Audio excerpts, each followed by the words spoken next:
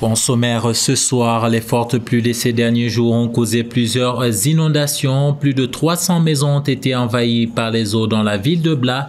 Même le CCRF n'a pas été épargné. La géographie est une discipline marginalisée dans de nombreux pays, dont le Mali. Est-ce une discipline importante? C'est l'interrogation que notre grand format de ce soir se penchera. Les hostilités de la 33e édition des Jeux Olympiques Paris 2024 ont démarré officiellement ce samedi. La France a époustouflé le monde en offrant une cérémonie d'ouverture inédite à laquelle la franco-malienne Aya Nakamura a été remarquable. Madame, Monsieur, bonsoir. Les pluies de ces derniers jours ont causé de nombreuses inondations. La ville de Bla, dans la région de Ségou, a enregistré hier vendredi des dégâts matériels assez importants. À cause des eaux, plusieurs personnes ont dû abandonner leur maison. Ceci dit, aucune perte en vie humaine n'est à déplorer. Le point avec Paul Yapinguessan. Des maisons effondrées, des champs dévastés et même des routes coupées. C'est le bilan d'une forte pluie à Bla et environ, dans la région de Ségou. Le Cercle a enregistré hier vendredi 26 juillet 2024 plus de 1000 mm de pluviométrie. Sur place, les autorités locales sont mobilisées pour évacuer les sinistrés.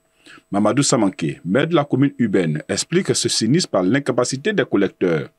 Dieu merci, à ce stade, il n'y a pas eu de perte en vie humaine. Aucune maison ne s'est effondrée sur un habitant. Nous évacuons les personnes touchées. Les services techniques et les ONG nous aident, rassure-t-il. M. Samanké déplore tout de même le manque de collecteurs de grande capacité dans sa localité. Ce qui fait que si l'eau atteint un certain niveau, l'évacuation est difficile, affirme-t-il. Pour un habitant de la ville joint au téléphone, il soutiendra que la ville de Bla a été complètement engloutie par les eaux de pluie. Le centre de santé de référence de la ville et des champs ont été complètement inondés. Les sinistrés de ce drame, selon notre interlocuteur, se trouvent en ce moment dans les écoles de Bla. Quant au président de la jeunesse locale de Bla, Moussa Nantoumé, il nous dira qu'ils ont déjà recensé au moins 300 maisons inondées par les eaux de ruissellement suite à cette forte pluie. Le directeur général adjoint de la santé et de l'hygiène publique s'est rendu au CCRF de Bla avec une équipe d'intervention rapide de Ségou. Chaque année, les cas d'inondation sont récurrents à travers le pays. À en croire les leaders de la société, les responsabilités sont partagées. Il faut une prise de conscience, recommande-t-il. Afin de lutter contre la déforestation et préserver l'environnement, la plateforme climat et adaptation a organisé pour la 6e fois consécutive une journée de reboisement. Celle-ci s'est déroulée dans la forêt classée de Koulouba. Plusieurs associations et organisations ont répondu présent, nous dit Soumaïla Fane. Organisée ce samedi 27 juillet dans la forêt classée de Koulouba, la journée de reboisement initiée par la plateforme Climat et Adaptation a regroupé des centaines de personnes engagées dans la protection de l'environnement. Aujourd'hui, nous avons constaté que très peu de personnes s'intéressent aujourd'hui à la restauration de l'environnement, à la restauration de nos terres, de nos forêts. Et alors que de plus en plus, aujourd'hui, nous connaissons des phénomènes qui nous pensons réellement que c'est des phénomènes nouveaux, mais c'est des phénomènes qui sont causés par nous-mêmes, par notre inactivité aujourd'hui à répondre aux questions environnementales, à répondre aujourd'hui aux questions de changement climatique à travers une riposte assez efficace. Voilà pourquoi, à travers notre plateforme dont nous sommes également membres, la plateforme de l'adaptation climatique, dont nous sommes aujourd'hui membres, nous avons jugé nécessaire de venir ici pour pouvoir planter aujourd'hui plus de 400 pieds d'arbres. L'idée, c'est de pouvoir permettre aux gens de planter. Donc, comme vous le savez, la forêt de Koulouba est fortement menacée, donc il n'y a plus d'arbres. Donc, nous, en tant que citoyens, donc, on veut faire notre part, donc en plantant suffisamment d'arbres ici. Constituant un habitat naturel pour des milliers d'espèces, les arbres absorbent le dioxyde de carbone dans l'air et rejettent de l'oxygène pour la survie des êtres vivants selon le service des eaux et forêts, pour qui il faut donc apprendre à planter. Il y a deux types d'arbres. Il y a les plants en pot, qu'on peut dire qui sont dans le pot hermétiquement fermés, ils ont les racines en pot. Il y a les plants à racines nues, cela veut dire qu'on sème des graines à terre et on les déterre. Une fois qu'ils sont devenus plants, on les déterre pour aller les planter. Bon, en ce qui concerne les plants en pot là, donc il faut soigneusement seulement déchirer le plastique. Souvent le trou était déjà prêt. Alors on met dans le trou et on enferme jusqu'au niveau du collet. Cela veut dire que là où il y a la différence entre la tige et les racines, on met la terre jusqu'à ce niveau et on tasse un peu, on tasse bien pour éviter les poches d'air. 6e du genre, cette journée de reboisement a vu la participation d'un nombre assez important de personnes, dont les associations et organisations qui militent pour la protection de l'environnement, mais aussi des personnalités politiques. Je vois ici des jeunes, des moins jeunes qui sont ensemble et c'est excellent pour nous. C'est une action locale, mais qui va aussi avoir un impact au niveau national et pourquoi pas au niveau global. Donc c'est aussi pour encourager vraiment tous les Maliens à faire du reboisement. Nous avons un pays énorme qui a beaucoup de parties de son territoire qui est dans le désert. Donc il est important que nous puissions faire ce reboisement, non pas seulement ici à Koulouba, à Bamako, mais sur l'ensemble du territoire national. Il y a 2 mois de cela, le Mali subissait d'énormes réchauffements climatiques. Et ça, tout ça, c'est dû à la non-reboisement. Si chacun devenait un éco-responsable de son environnement, là, cette situation, on n'allait pas subir. Nous sommes dans un monde où vraiment on est en train de couper les arbres et consorts. Il est nécessaire de rétablir l'écosystème pour au moins la santé des civils et aussi pour le bien-être de la planète. Cette activité d'une importance capitale pour le renforcement de la couverture forestière de la zone de Koulouba a permis de planter plusieurs différentes espèces d'arbres, parmi lesquelles le baobab et le cassédra. La géographie, c'est connaître les capitales. Ça nous apprend à colorier des cartes. Ça sert à voir où se répartissent les populations. Tu étudies la géographie pour être prof. Ce sont là quelques clichés qui entourent cette discipline.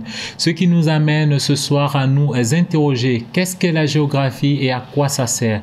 Est-ce une discipline réellement utile à nos sociétés? Suivez ce grand format de Paul Yapinguessan. En réalité, elle est peu connue. Une chose est sûre, la géographie que l'on étudie dans le secondaire et celle qui est enseignée à l'université ne sont pas la même. Non pas que l'une est plus pertinente que l'autre, elles possèdent simplement un rôle profondément différent. L'une vise à construire une base de culture générale sur le monde et la société. L'autre, quant à elle, va approfondir la relation sous forme de système, environnement, espace, société, d'où son importance dans la société. Et la géographie revêt une importance capitale au sein de la société. Et pourquoi ?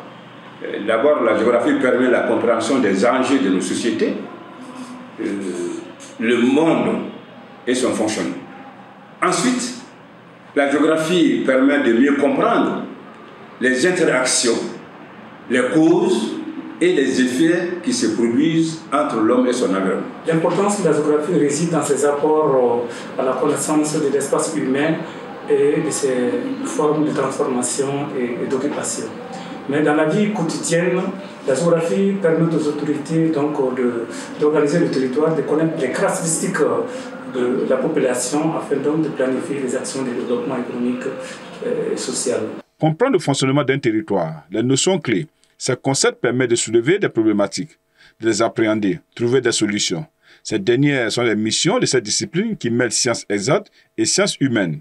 La géographie, compte tenu de son utilité, compte tenu de son caractère transversal, touche à beaucoup de domaines.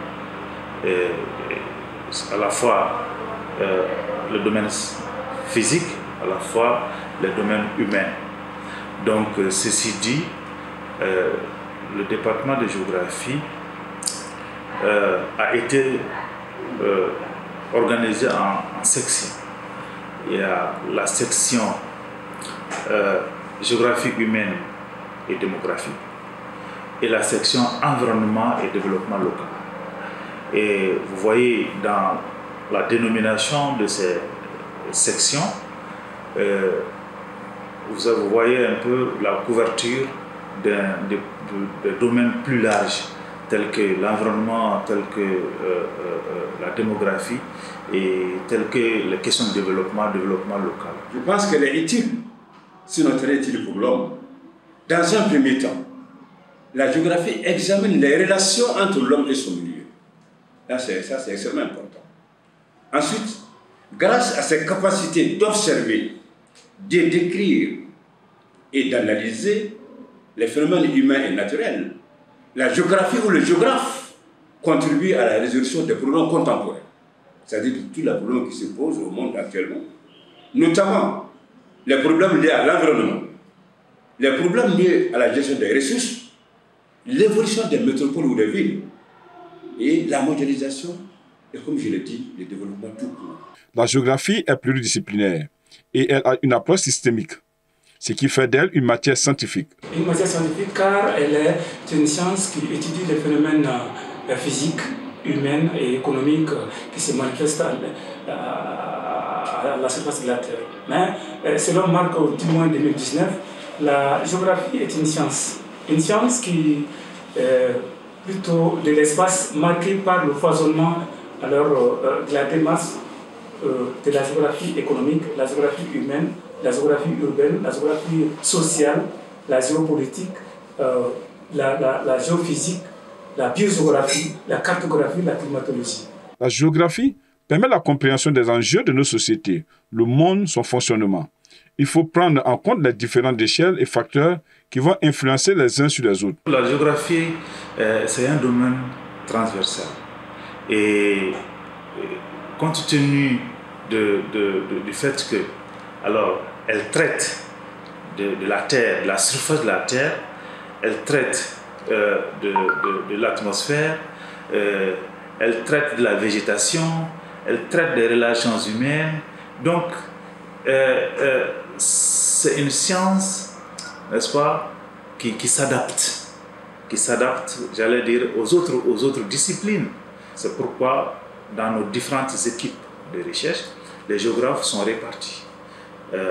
Parce qu'ils sont censés cerner non seulement la question relative, n'est-ce pas, à la Terre, à l'organisation de la Terre, à l'organisation des activités, à la disposition, n'est-ce pas, de l'environnement, mais aussi ils peuvent cerner, n'est-ce pas, les relations humaines. L'implication des géographes est importante au sein des faits d'actualité, des débats de société. Ils vont aider à leur compréhension et les contextualiser, tout en y apportant un esprit critique et une vision large à diverses échelles.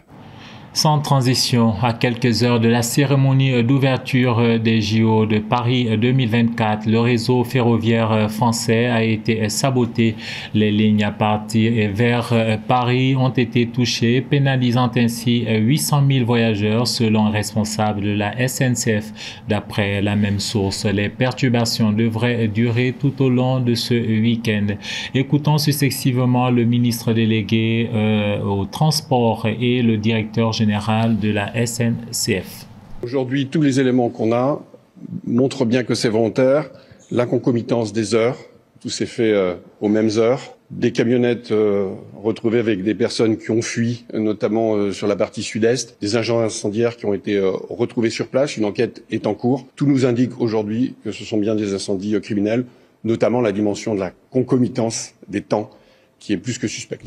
La gare la plus concernée, la desserte la plus concernée, c'est la Bretagne et le Sud-Ouest, comme l'a rappelé le ministre, puisque au moment où je vous parle, il n'y aura aucune circulation à partir de la gare de Montparnasse jusqu'à 13h. Ce que nous disons à tous nos clients qui sont touchés directement par ces lignes, premièrement, vous serez remboursé à 100% de l'ensemble de vos billets de train.